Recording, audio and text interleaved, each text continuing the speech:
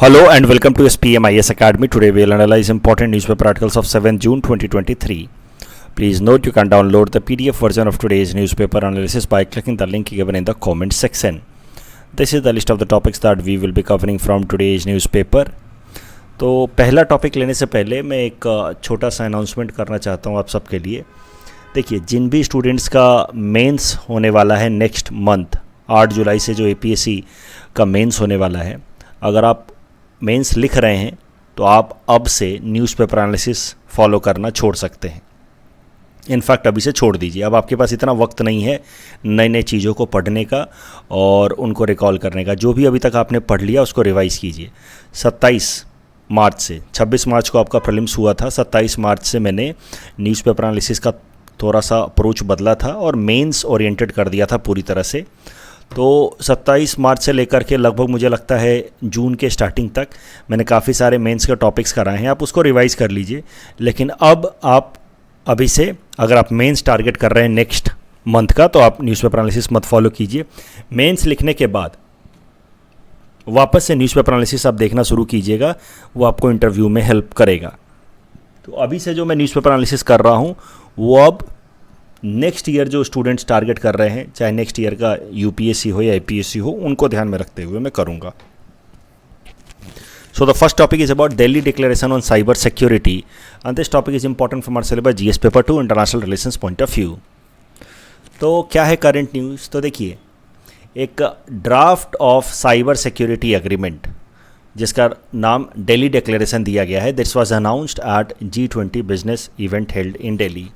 तो एक draft document basically prepare किया गया जिसका नाम दिया गया Delhi declaration, and this draft document is aimed at improving the cyber security cooperation amongst the G20 countries. This draft document has been developed with help of Microsoft Corporation. तो इस draft document में बात की गई है series of commitments for ensuring responsible state behaviour in cyber space for G20 member country. सरल भाषा में PT में पूछा जा सकता है, Delhi Declaration on Cyber Security is related to which of the following organization? G7, G20, BRICS and all. Answer would be G20. तो ये जो दिल्ली डिक्लेरेशन अडॉप्ट किया गया है फॉर G20 कंट्रीज़, इसके क्या क्या मेन फीचर्स हैं? तो अभी तो ये ड्राफ्ट फॉर्मेट में है, फाइनलाइज नहीं हुआ है, लेकिन इसमें जो जो बातें की गई हैं उसमें कहा गया है कि the member countries will commit not to damage critical infrastructure और अदर एसेंशियल सिस्टम्स. यानी कि G20 कंट्रीज आपस में एक दूसरे के क्रिटिकल डिजिटल इंफ्रास्ट्रक्चर को डैमेज नहीं करेंगे, यानी कि साइबर वॉरफेयर में इंगेज नहीं होंगे. The member countries will commit to cooperate, mitigate and investigate cyber incidents. अगर कोई साइबर क्राइम हो जाता है किसी एक देश में G20 के, तो बाकी मेंबर कंट्रीज उसको सपोर्ट करेंगे इन्वेस्टिगेशन करने के लिए. Commit to protect and not disrupt software supply chains. तो अलग अलग अपने अपने देशों को हम लोग प्रोटेक्ट करेंगे, हमारा पूरा का पूरा साइबर इंफ्रास्ट्रक्चर को, ना कि उसको डिसरप्ट करेंगे. Commit to respect international law and rule of law in cyber space and commit to protecting humanitarian sector. तो ये सारी बातें अनाउंसमेंट्स की गई हैं G20 कंट्रीज़ के लिए आपस में दिल्ली डिक्लेरेशन के अंदर for improving cyber security cooperation. इस टॉपिक के बेसिस पे मेंस प्रैक्टिस क्वेश्चन यहाँ पे दिया है मैंने, आंसर भी लिख करके दिया है. अभी हमारा प्लान कुछ ऐसा चल रहा है कि जो स्टूडेंट्स अगले साल का APSC या UPSC टारगेट कर रहे हैं उनको लगभग 4-5-6 महीने तक रोज़ आंसर राइटिंग कराई जाए. That is what we are planning. इस बार जो लोग मेंस लिख रहे हैं उनको लगभग 1 महीने तक रोज़ हमने आंसर राइटिंग कराया, चेक भी किया, फीडबैक भी दिए. लेकिन 1 महीने तक ही किया हमने, क्योंकि थोड़ा सा डिसरप्शन का माहौल आ गया था बीच में कि प्रीलिम्स मेंस जून में हो जाएगा. वैसा जो APSC ने अनाउंसमेंट किया था उस कारण से पूरा का पूरा सिस्टम डिसरप्ट हो गया था. बट 1 महीने हमने आंसर राइटिंग की है.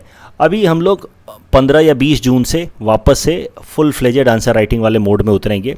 तो जो लोग अगले साल के लिए टारगेट कर रहे हैं उनको आंसर राइटिंग में काफ़ी सारा हम लोग सपोर्ट करेंगे. अभी के लिए डेली एक आधा आंसर लिखते चलिए. जैसे आज का ये जो साइबर सिक्योरिटी कोऑपरेशन पे जो हमने आर्टिकल किया है दिल्ली डिक्लेरेशन इन G20, उससे बेसिस पे ये क्वेश्चन है, इसको अटेम्प्ट कीजिए. The next article is about न्याय Vikas scheme. This topic is important from our syllabus GS paper 2 governance point of view. न्याय विकास स्कीम है क्या? एक सेंट्रली स्पॉन्सर्ड स्कीम है for development of infrastructure facilities for district and subordinate judiciary, और ये scheme 1993-94 से ही चल रहा है. तो बेसिकली ये जो स्कीम है ये जुडिशियल इंफ्रास्ट्रक्चर, जैसे कि कोर्ट हॉल्स हो गए, residential units for judicial officers या जजेज ऑफ डिस्ट्रिक्ट, उनके रेजिडेंसेस वगैरह को, उनके इंफ्रास्ट्रक्चर को इम्प्रूव करने के लिए ये न्याय विकास स्कीम चल रहा है। सेंट्रल स्पॉन्सर्ड स्कीम है, मतलब भारत सरकार और स्टेट गवर्नमेंट्स मिल करके इसको इम्प्लीमेंट कर रही हैं। Implemented by department of justice of union government.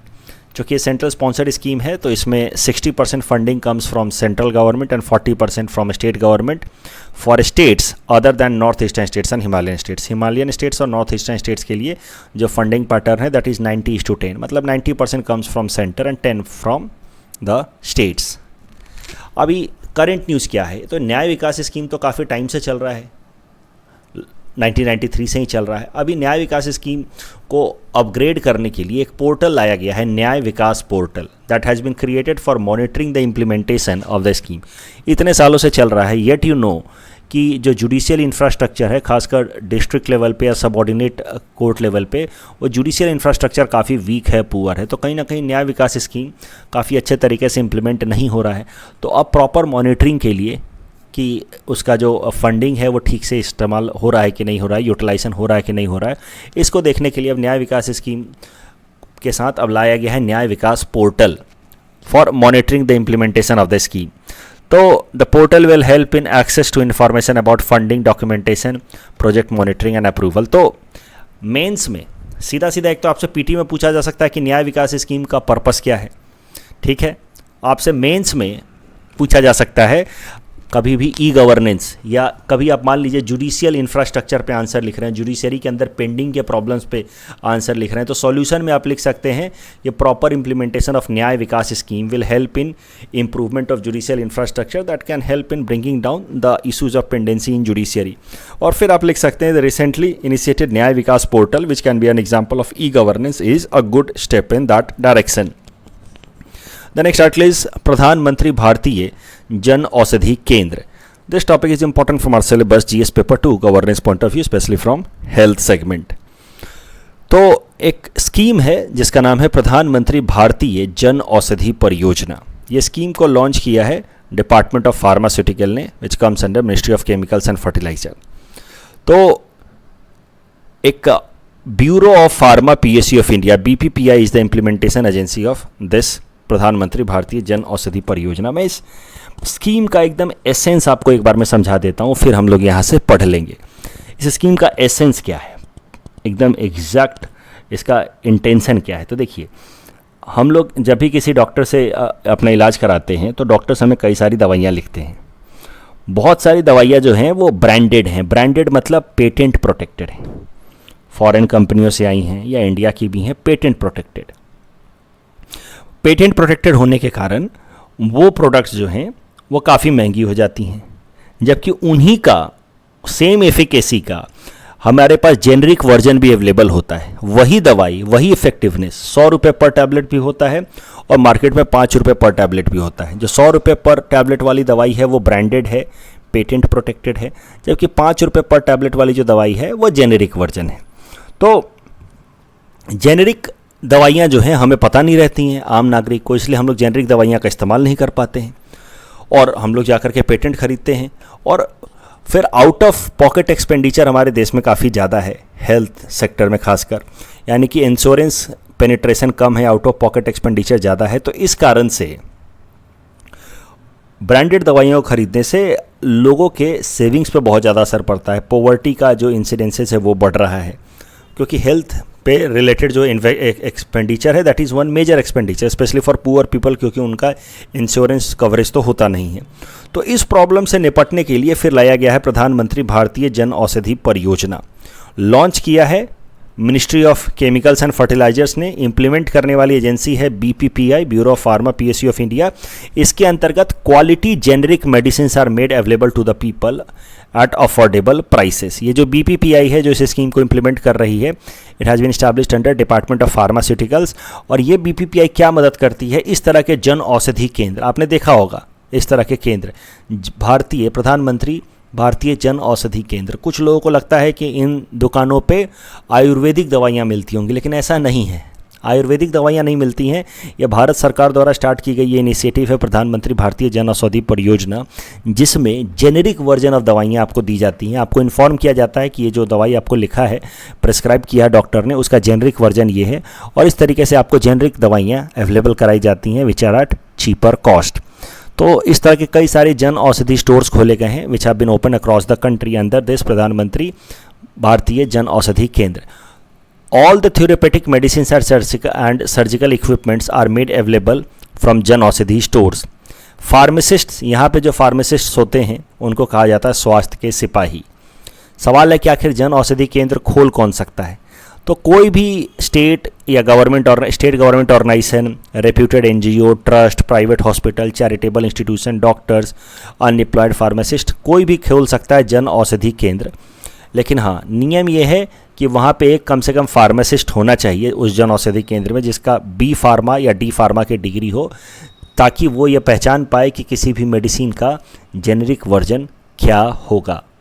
Current news simple है, not important from exam point of view. The government of India has decided to allow about 2000 primary agriculture credit societies to open प्रधानमंत्री भारतीय जन औषधि केंद्र। तो agricultural को credit societies बनाई जाती हैं ताकि फार्मर्स ग्रुप को फंड की अवेलेबिलिटी हो फॉर प्रैक्टिसिंग एग्रीकल्चर। तो फार्मर्स के बीच में ही out of many farmers together they make farmer cooperative societies.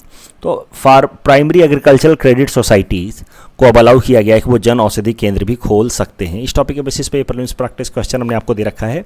Please attempt this question and you can submit the answer in the comment section. The next article is about Brickwork ratings and this topic is important for our syllabus GS paper 3 Indian economy point of view. तो सबसे पहले थोड़ा सा सेबी के बारे में समझ लेते हैं, securities and exchange board of India. ये एक रेगुलेटरी बॉडी है, regulatory body which makes policies, rules and regulations for security market in India. जैसे आरबीआई ओवरऑल फाइनेंशियल सेक्टर का रेगुलेटरी बॉडी है, वैसे ही सेबी सिक्योरिटी मार्केट की रेगुलेटरी बॉडी है जिसको 1992 में बनाया गया एज पर सेबी एक्ट। इसका पर्पस है to regulate security market in India and protect the interest of investors in security. तो ये हो गया सेबी। अब बात करते हैं ब्रिक वर्क रेटिंग की। तो ब्रिक वर्क रेटिंग एक ऑर्गेनाइजेशन है जो हमारे देश में अलग अलग कंपनियों को रेटिंग देता है on the basis of their credit worthiness. ये क्या मतलब है क्रेडिट वर्दीनेस? देखिए, अलग अलग कंपनियां मार्केट से लोन लेना चाहती हैं, सिक्योरिटी मार्केट से। डेट मार्केट होता है सिक्योरिटी मार्केट में, शेयर मार्केट होता है। तो अलग अलग कंपनियां फंड रेज करना चाहती हैं सिक्योरिटी मार्केट से। शेयर मार्केट हो गया, डेट मार्केट हो गया। अब कंपनियों में पैसा लगाया जाए कि ना लगाया जाए, उसके लिए उनका बैकग्राउंड हमें जानना चाहिए।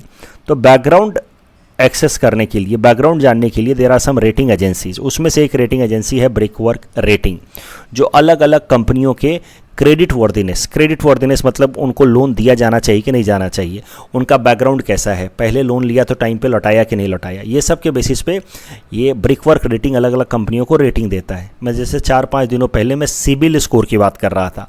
तो CIBIL score is mainly for individuals, brick work rating is mainly for organisations which assesses the credit worthiness of organisations apart from organisations, individuals और entity assigned rating to its. Individuals के लिए भी देता है बट मेनली ऑर्गेनाइजेशंस या corporates के लिए brick work rating काम करता है।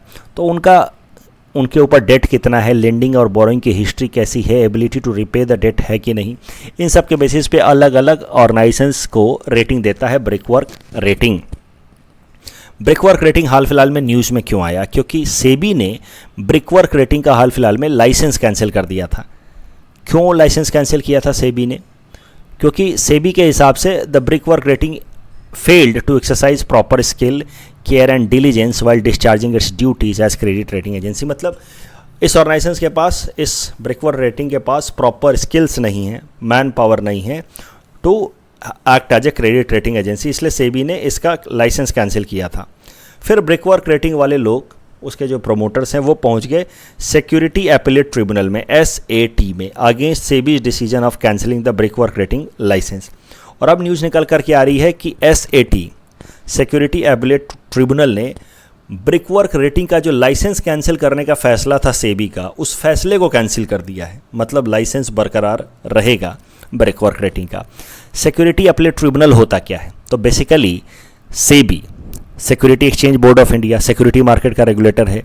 Pension fund regulatory and development authority PFRD है, ये पेंशन फंड मार्केट का रेगुलेटर है। And insurance regulatory development authority of India, ये इंश्योरेंस मार्केट का रेगुलेटर है। इन तीनों ही अलग अलग सेक्टर के रेगुलेटर्स के फैसले के खिलाफ ये सिक्योरिटीज एपीलेट ट्रिब्यूनल में कंप्लेन किया जा सकता है, अपील किया जा सकता है, और सिक्योरिटी एपीलेट ट्रिब्यूनल इन तीनों ही रेगुलेटर्स के फैसले को रिवर्स कर सकता है। जैसे इस पर्टिकुलर केस में सेबी ने ब्रिकवर्थ रेटिंग सिक्योरिटी एपीलेट ट्रिब्यूनल ने सेबी के फैसले को ऑन ब्रिकवर्थ रेटिंग रिवर्स कर दिया है। The next article is about Assam Arunachal border dispute. आपने सुना होगा असम अरुणाचल बॉर्डर पे वापस से फायरिंग हो गई, 2 लोग मारे गए, 3 आर मिसिंग। तो असम अरुणाचल बॉर्डर पे इतना डिस्प्यूट है क्यों, उसको जरा देखते हैं। This topic is important from our syllabus GS paper 5 Assam issues point of view. अगर बात की जाए अरुणाचल प्रदेश की, तो अरुणाचल प्रदेश और असम के बीच में जो बाउंड्री है दैट इज़ 804 किलोमीटर लॉन्ग, और बाउंड्री डिस्प्यूट्स हैं बॉर्डर डिस्ट्रिक्ट्स में कुछ, जिस कारण से फ्रीक्वेंट फ्लेयर अप या आप कह सकते हैं क्लासेस होते रहते हैं, वॉयलेंट क्लासेस होते रहते हैं। अगर बाउंड्री डिस्प्यूट्स आप देखें अरुणाचल और असम के बीच का, तो ये कैसे शुरू होता है। ब्रिटिशर्स ने असम को पहले अक्वायर किया, फिर अरुणाचल वाला एरिया भी अक्वायर कर लिया। लेकिन अब असम और अरुणाचल प्रदेश में मुख्य अंतर क्या है कि असम वाला जो एरिया है मेनली प्लेन एरिया है, जबकि अरुणाचल प्रदेश वाला जो एरिया है वो हिली रीजन्स के साथ शुरू हो जाता है। तो ब्रिटिशर्स ने हिली एरिया को प्लेन एरिया से सेग्रीगेट करने के लिए एक इनर लाइन परमिट का कॉन्सेप्ट लगाया, इनर लाइन परमिट ILP। वही इनर लाइन परमिट आज तक कंटिन्यू हो रहा है, और अरुणाचल प्रदेश, नागालैंड, मिजोरम में ILP पहले से था, फिर मणिपुर में भी ला दिया गया as a result of citizenship amendment act. तो ILP जिन जिन स्टेट्स में एप्लीकेबल होता है, वहाँ पे देश के आम सिटीजन को भी, इंडियंस को भी वहाँ जाने के लिए पहले से स्पेशल परमिट लेना होता है। तो इन 4 स्टेट्स में अरुणाचल, नागालैंड, मिजोरम और मणिपुर में जाने के लिए हमें, आपको भी, अगर हम इन स्टेट से नहीं है तो प्रायर परमिशन लेना होगा, इनर लाइन परमिट सिस्टम। वापस से मुद्दे पे आते हैं, ब्रिटिशर्स ने इसको अक्वायर किया, they kept it as part of Assam province only, but एक इनर लाइन परमिट बना दिया to segregate the hilly area from the plain area. बाद में 1915 में इस रीजन को नाम दे दिया ब्रिटिशर्स ने नॉर्थ ईस्ट फ्रंटियर ट्रैक। रहा ये असम का हिस्सा ही, लेकिन अलग नाम दे दिया गया। पहले इनर लाइन परमिट बनाया, फिर नॉर्थ ईस्ट फ्रंटियर ट्रैक्ट बनाया, और यही north east frontier tract NEFT later on became Arunachal Pradesh. लेकिन 1951 में हमारा देश आज़ाद होने के बाद भी it was part of Assam only, और एडमिनिस्ट्रेटिव कन्वीनियंस को ध्यान में रखते हुए 1951 में इस एडमिनिस्ट्रेटिव कन्वीनियंस, ये असम का हिस्सा था, एडमिनिस्ट्रेटिव कन्वीनियंस को ध्यान में रखते हुए कुछ रीजन्स को अरुणाचल प्रदेश से, या जो उस टाइम में NEFT कहा जा रहा था, नॉर्थ ईस्ट फ्रंटियर ट्रैक, वहाँ से इसको ट्रांसफ़र किया गया असम के अंदर। ये किया गया some transfer some land from that time NEFT north east frontier tract is part of Assam only, but it was a separate region demarcated with help of inner line permit. तो NEFT का कुछ एरिया 1951 में transfer किया गया असम को। About 3648 square kilometre land from the areas of Balipara and Sadiya foothills was transferred from Arunachal Pradesh to Assam to then Darrang and Lakhimpur district of Assam. 1951 में ये किया गया transfer for administrative convenience on recommendation of a sub committee headed by the first chief minister of Assam Gopinath Bordoloi ji. तो एक committee थी, उसने recommend किया कि फॉर एडमिनिस्ट्रेटिव कन्वीनियंस ये लैंड यहाँ ट्रांसफ़र कर देना चाहिए। अब एक ही स्टेट के अंदर की बात है, तो उस टाइम में तो कोई मेजर इशू नहीं था 1951 में, लेकिन बाद में अरुणाचल प्रदेश बन गया एक अलग स्टेट। 1954 में it became a union territory and then 1972 में it became a different state. और तब से ये जो बाउंड्री डिस्प्यूट है, ये जो लैंड का ट्रांसफ़र किया गया अबाउट 3648 स्क्वायर किलोमीटर, इसको डिस्प्यूट कर दिया है अरुणाचल प्रदेश ने। अरुणाचल प्रदेश का कहना है कि ये जो ट्रांसफ़र किया गया लैंड का, that has been done without consulting the local tribes of local people of Arunachal Pradesh. जबकि असम के हिसाब से, हमारे स्टेट के हिसाब से, उस टाइम का जो नोटिफिकेशन लाया गया था 1951 का notification for the transfer of land, उस टाइम में अरुणाचल प्रदेश जैसा कोई अलग से स्टेट था ही नहीं, तो उससे अलग से परमिशन लेने की ज़रूरत ही नहीं थी। And that is how this is quite constitutional and legal, जो ट्रांसफ़र हमने किया है। यही डिस्प्यूट चलता है, इसी कारण से आए दिनों वहाँ पे कुछ फायरिंग वगैरह हो जाती है। Recently a firing was held in which 2 people died. कल जो हमने आपको प्रैक्टिस क्वेश्चन दिया था, वेनेजुएला के अलावा ओपेक कंट्री का और कौन सा मेंबर कंट्री है साउथ अमेरिका से, करेक्ट आंसर इज इक्वाडोर।